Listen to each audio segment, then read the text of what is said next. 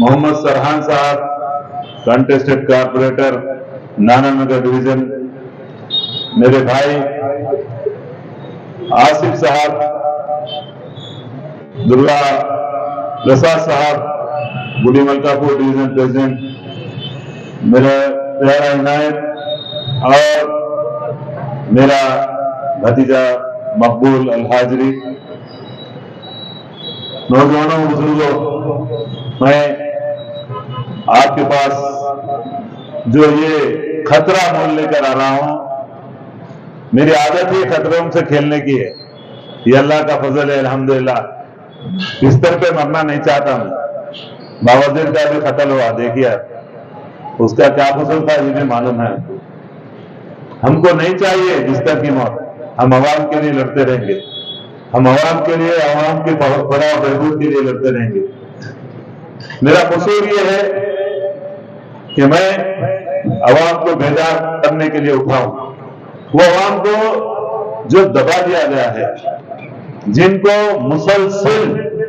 मुसलसिल रौडीज के जरिए से, पुलिस के उन औहदेदारों के जरिए से जो उनके तहत काम कर रहे हैं, सारी पुलिस नहीं, यहाँ तो उनके बाप आ गए, संदीप चंडालिया साहब। मैं तमाम भाइयों से आपसे गुजारिश करने के लिए आया हूं कि आप लोग हकायक को पहचानिए। झूठ और फरेब जिस तरह से हमारे पास डेवलपमेंट के नाम पर किया जा रहा है, लोगों को खुले आंखों देखते हुए झूठ का इजहार नहीं कर पा रहे हैं, क्योंकि रौडीज़म, गुंडाइज्म का एक सिस्टम, एक माफिया बन गया है। यहां से पूरा 15 रुपए तक देखिए किस तरह से लोग खौफ के माहौल में जी रहे हैं। आप बोल नहीं सकते, आप नहीं बोल सकते, ये नाली बह रही है, आप नहीं बोल सकते। आपको कोई ना कोई आता, रौडी लेके चले आता, आपके घर वालों को जाके बोलता कि अम्मा कहीं के वास्ते खतरे में जा रहा है, मां कहीं को फंसले नहीं, सुकून की जिंदगी गुजार लो, बोलो बेटे को, नहीं तो कोई भी केस में फंसा के डाल दिया जाए। ये हो रहा है, ये हो रहा है। हमारा एक नौजवान है, मैं सिर्फ आगे मैं पहुंचा तो बेचारा खुशी से पटाखे मारते अब्बा को, चिच्चा को लेकर चले गए, खलास। ये है माहौल है, ये सच है, इसका इनकार बावजूद इल्म रख के इजहार नहीं कर सकते। कोई इल्गामाल बना लिए गए, हम इल्गामाल बना लिए गए। दोस्तों, आप बोल नहीं सकते, आपकी जुबान मैं बोल रहा हूं, आप इजहार नहीं कर सकते, आपके जज्बात का इजहार उस्मान अल-हाजरी कर रहा है। आप कदम नहीं उठा सकते बुराई के खिलाफ। हमारे कदम, मैं आर्मी का कोच हूं, अल्हम्दुलिल्लाह, इंडियन आर्मी को कोचिंग देता हूं कश्मीर में। मैं लड़ता रहूंगा, सरहद पे मेरे जवान अल्लाह के फजल से इस मुल्क की हिफाजत के लिए पहरा देते हैं। उनका ट्रेनर उस्मान अल-हाजरी है। मेरी कौम को भी अंदर के जो दुश्मन है, उन दुश्मन से लड़ना, उनकी करप्शन, उनके गुंडा राज को खत्म करने के लिए उस्मान आपके पास आया है। मैं आपसे सिर्फ आपकी आजादी के लिए लड़ाई लड़ रहा हूं। इसका इवज कुछ भी नहीं चाहिए। इसका इवज जो राजी मेरे से होना है, उसको राजी करने के लिए मैं काम कर रहा हूं। लोग बोल रहे हैं कि दल्लाल आ जा रहे हैं, दल्लाल आ जा रहे हैं। दल्लाल क्या है भाई? क्या भाई दल्लाल कौन है? दल्लाल आप खुद झांक कर देख लीजिए, दल्लाल कौन है। मैं इस मुल्क का शहरी हूं। इस मुल्क में जब तक एहतसाब ना हो, एहतसाबी अमल अगर नहीं होगा, तो इसी तरह इसी गंदे नालियों में जिंदगी गुजारना पड़ेगा। आपके दौरानिये में 449 करोड़ खर्च करने का दावा किया गया है। पूरे अखबारात में यह इत्तला है कि 449 करोड़, 849 करोड़ रुपए ये डेवलपमेंट के लिए कारवान हल्के असेंबली में खर्च किए गए। बताइए ये डेवलपमेंट है क्या? ये डेवलपमेंट है क्या? आप तमाम सड़कें बिछा दे रहे हैं, आपके पास सिस्टम नहीं है। किस तरह से बताइए?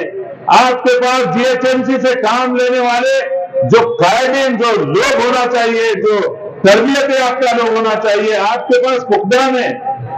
میں کسی پہ الزام نہیں لگ رہا ہوں, کسی پہ الزام لگانا مقصد نہیں ہے. یہ چیزیں کون ختم کرے گا؟ یہ یہاں سے پورا پرانے طور پر جائیے. یہی ہے ڈرینیج بھرے ہوئے ہیں, ڈرینیج سیوریج لائن میں واٹر کے پائپ لائن ملی ہوئی ہے, پولوشن بھرا پانی آ رہا. میرے بھائیوں, پولیوٹیڈ پانی پینے کی وجہ سے بچے بیمار ہو رہے ہیں. جگہ جگہ سب کو معلوم ہے, کئی جگہ ڈینگو پھیل گیا ہے. کتنے اموات ڈینگو کی وجہ سے ہو رہے ہیں, بول نہیں سکتے. مر گیا بچہ کوئی بات نہیں ہے, بچے ہوئے بچوں کو, خاندان کو بچانا ہے گنڈوں سے, اس لیے اظہار نہیں کر سکتے. یہاں پر اظہار نہیں کر سکتے. میں آپ کو بتانا چاہتا ہوں, میں آپ کے مسائل کے لیے اپنی جان میں ڈرتا نہیں, میں صرف اس سے ڈرتا ہوں جو مجھے پیدا کرا. الحمدللہ میں آپ کے لیے, جب میں ریشم باغ میں گیا, پورے گڈھے کھدے ہوئے ہیں. مسجد میں جب جا کے نماز پڑھتا ہوں وہاں پر, تو امام وہاں کے مصلی صاحب بولے, صاحب میں نہیں آ سکتا آپ کے ساتھ, لیکن یہ بتا دینا چاہتا ہوں, یہ پورے گھڑے ایسے خطرناک کیچڑ سے بھرے ہوئے ہیں, چلنے سے خاصے رہے لوگ. میں بھی وہاں گیا اللہ کے فضل سے, میں عوام کو وہاں کے ویڈیوز بنا کے بتایا, دیکھیے یہ 849 کروڑ خرچ ہوئے, یہ یہاں پر یہ دعویٰ کیا جا رہا ہے. تو جب وہ بتایا, اور اس کے علاوہ آپ کے کمپنی باغ کے پاس آپ جو بغداد کالونی ہے, بغداد کالونی میں 8 مہینے سے مسلسل 8 مہینے سے نعرہ دے رہا ہے. یہ تو چھوٹی ہے, نعرہ دے رہا ہے. بولے بھائی بولنے سے قاصر ہم نہیں بول سکتے. نہیں بول سکتے. کیوں نہیں بول سکتے؟ سب کو معلوم ہے. میں جب گیا وہاں کے وہ حالات لوگوں سے دیکھ رہا تھا. مسلمانوں سنو, سنیے مسلمان, آپ سب کو معلوم ہے, کیونکہ میں کانسٹیٹیوشن کے اندر بات کر رہا ہوں, قرآن کی آیت نہیں بتا سکتا, لیکن آپ سب کو معلوم ہے نماز سے روکنے والا کوئی مسلمان ہو سکتا ہے کیا؟ مسلمان ہو کے مسلمان کو نماز سے روک سکتا کیا؟ میں گیا جب بغداد کالونی میں, پنشن پورا میں گھر میں پورا گندا پانی سیوریج لائن کا مولیاں بھر گئی. کئی دن سے وہ لوگ پتھرے لگائے ہوئے, پتھر پہ سے چل رہے ہیں, اینٹ لگا کے اینٹوں پہ سے چل رہے ہیں, لیکن کوئی ان کا پرسانے والا نہیں ہے. ایک شخص ان کا بھانجا میرے کو فون کر کے بولا, بھائی میں صرف بتا سکتا ہوں, آ نہیں سکتے, بات نہیں کر سکتے بھائی, بات نہیں کر سکتے, اظہار نہیں کر سکتے. چھوٹے کاروبار والے ہیں, چھوٹے موٹے کاروبار سے منسلک ہے. کوئی بھی گانجا ڈال کے بھی پکڑا دیتا. میرے دوست کو 5 کلو گانجا ڈال کے پکڑا دیا. کوئی مسجد کے لیے جو جدوجہد کرنے والا میرا عظمت, میرا دوست ہے, کبھی زندگی میں کوئی کرائم نہیں ہوا ہم سے, صرف مسجد کے لیے اٹھا تو اس کو 5 کلو گانجا ڈال کے پکڑا کے میرے کو فون کر لیں کہ بھائی عظمت 5 کلو گانجے بھی گرفتار ہوگا. یہ واقعات ہو رہے ہیں. تو میں عرض کرنا چاہتا ہوں کہ جب میں وہاں سے جب گیا قبرستان میں میتیں بھی نہیں لے جا سکتے تھے وہاں پر. یہ حالت ہے پنچن پورا بغداد کالونی کے. تو میں لوگوں سے پوچھا ہے مسجد کہاں ہے, عصر کا ٹائم ہوا جا رہا, عصر کی نماز پڑھنا ہے میرے کو. تو بتائے فلانی جگہ سامنے مسجد مینار اوپر نظر آ رہے ہیں, وہی مسجد ہے. تو میں, ہمارے بھتیجے, میرے فرزند ہمارے ساتھ جو ڈرائیونگ کر رہے ہیں, ہم لوگ جب گئے 5-6 آدمی عنایت ساتھ میں تھے, جاتے وہاں پہ مسجد کے جیسے ہی سامنے ویڈیو سب کے پاس آئے, وہ پولیس کے پاس بھی وہ ویڈیوز ہے. میں جیسے ہی مسجد کے پاس پہنچا, شروع کر دیے نعرے بازی. اللہ کا کلام بلند نہیں کر رہے ہیں, کسی کا کلام جو جس سے ثواب حاصل نہیں ہو سکتا, زندہ باد مرد آباد کے نعرے شروع کر دیے.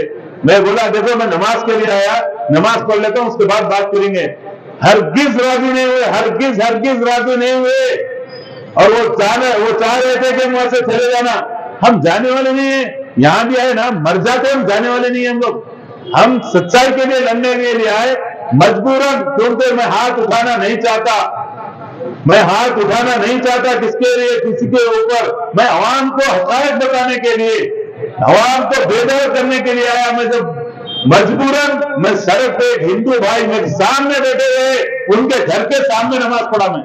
तो मुसलमान बताइए, मुसलमान को नमाज पढ़ने से रोक सकता क्या मेरे भाइयों? सोचिए जरा, सोचिए। ये हालत, ये हमारी ये पस्ती हो गई, अखलाकी पस्ती, इतनी गिरावट हो गई कि मुसलमान बच्चे जो गांजा पिए हुए हैं, जो गंदे मुंह से गंदे बुआ रहे, बोल रहे भाई मैं नमाज पढ़ ले रहा हूं, भाई नमाज पढ़ने दो।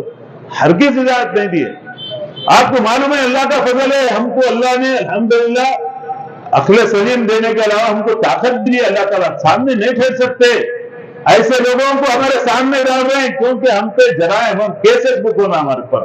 हम आवाम के सामने अपने आपके तकलीफ आवाम के सामने नहीं आना, आवाम के जो परेशानी है, प्रॉब्लम्स आपके सामने नहीं आना। इनका मैं आपसे ये गुजारिश कर रहा हूं कि उसके बाद पुलिस बड़े पैमाने पर वहां पर डीसीपी भी आ गए, आके मैं बता, देखिए मेरा हक है कैंडिडेट का, कांग्रेस पार्टी का मैं उम्मीदवार हूं हक असेंबली कारवां से। ये लोग इस तरह से धंधा मुश्ती कर रहे हैं यहाँ पर। तो उन्होंने उनके सारे गुंडा नस्ल को वहां से निकाल दिया। मेरे भाइयों, हर जगह जा रहा हूं, कोई बोल रहा है अकेले मत निकलो कुछ हो जाएगा। अरे मैं वो होना बोल के निकलूं, मैं पुलिस के साथ नहीं निकल रहा हूं। फजर की नमाज गोलकुंडे में पढ़ता हूं, तो रोक सके तो रोको मेरे को। मैं हर मस्जिद में नमाज पढ़ता हूं फजर की, ये मेरा कॉन्स्टिट्यूशनल राइट है। बाबा साहब भीमराव अंबेडकर ने जो कॉन्स्टिट्यूशन बनाया उसमें हर एक मजहब के लोग को आजादी के साथ अमल करने की इजाजत है। मेरे भाइयों, आप सबको मालूम है कांग्रेस पार्टी पे इल्जाम लगा रही है कि कांग्रेस आरएसएस है, ये टिल्लू है, फलाना टिल्लू है। आप क्या है बाबा, आपके दादा क्या थे? मैं मरहूमिन के ताल्लुक से बात नहीं करना चाहता, लेकिन सच्चाई बोलने से डरने वाला भी नहीं है उस्मान अल हाजरी। आपके दादा मोहतरम कारपोरेटर का टिकट किसके नाम पे लड़े, कौन सी पार्टी से लड़े? तो पूछिए, क्या वो कांग्रेस पार्टी नहीं थी जिसके टिकट पे आप कारपोरेटर का टिकट लड़े, इंतखाबी मुकाबला करे कांग्रेस के नाम पे? वो है जनाब अब्दुल वाहिद अवैसी मरहूम। और उसके बाद यही कांग्रेस ने दारुस्सलाम इनको दिया या नहीं दिया? इंदिरा गांधी को दारुस्सलाम क्यों मिला? जब वो आरएसएस की मां है। जब आप 2 टर्म तक आप यूपीए का हिस्सा थे जनाब मोहतरम असदुद्दीन ओवैसी साहब, आप 9 साल तक तकरीबन आप यूपीए का हिस्सा रहे। आप क्यों, जब आपको आरएसएस की चड्डी क्यों नजर नहीं आई आपको? आज फिर यार ये बोल रहे हैं कि रेवंत रेड्डी आरएसएस का है। आप कौन है? क्या आप अमित शाह से नहीं मिले? आप मोदी से नहीं मिले? ऑस्ट्रेलिया में मोदी से नहीं मिले? बताइए, कसम खाइए, कसम खाइए। मुबाहिला कर लीजिए, तैयार है हम। आप बड़ी ऐलान कीजिए, ऑस्ट्रेलिया में आप दोनों क्यों गए थे? आरएसएस से आपसे क्या ताल्लुक है? नहीं मालूम? सबको मालूम है भाई। छोटे छोटे केसेस में सबको मालूम है कि ईडी पहुंच जा रही। संजय सिंह को उठा लिए, डाल दिए लिकर स्कैम में। मनीष सिसोदिया उसको ले जाके डाल दिए ईडी में, अंदर है वो। कविता जिसका नाम है वही लिकर स्कैम में, शराब के स्कैम में। कविता को क्यों नहीं उठाते भाई? ये सब मैच फिक्सिंग कर रहे हैं, याद रखिए आप लोग। ये बीआरएस बीजेपी से मिली हुई है, आप अलायंस किए हुए हैं बीआरएस से, और आपका अलायंस ये है कि हम जहां भी ठहरेंगे, अगर एमआईएम ठहरेगी तो बीआरएस वहां नहीं ठहरेगी, इंतखाबी मुकाबला नहीं करेगा, और जहां पर बीआरएस रहेगी वो एमआईएम रहेगी। आज आपके हल्के साहब, और मैं सवाल करता हूं जनाब विजय कृष्णा साहब, जो आज यहाँ रैली करके गए, सिर्फ और सिर्फ इसीलिए ठहरे हुए हैं मेरे भाइयों। आपके वोट जो है ना, जो कांग्रेस को आने वाले हैं, जो मजलिस के मुखालिफ है कांग्रेस को आने वाले हैं, ये वोटों को डाइवर्ट करके वो बीआरएस को काटना करेगा। बीआरएस का उम्मीदवार जीत सकता क्या? बीआरएस का उम्मीदवार जीत सकता क्या?